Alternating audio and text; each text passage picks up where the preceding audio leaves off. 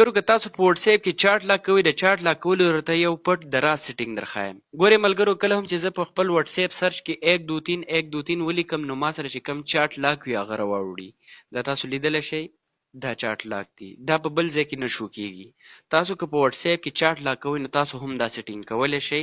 بیا چې کله تاسو کم کوډ ورکوئ د هغې په ذریعه تاسو د وټساپ په سرچ کې سرچ کولی شئ، یعنې څوک به یې هم نشي کتلی.